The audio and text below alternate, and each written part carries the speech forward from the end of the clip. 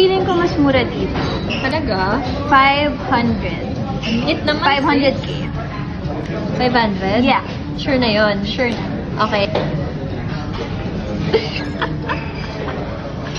Tililing. Ang dami naming natira, guys. Guess the bill. Hindi ka natin naubos. So, what's your guess? Dahil nasa Grand Hyatt tayo, feeling ko 350k. Oh, shit.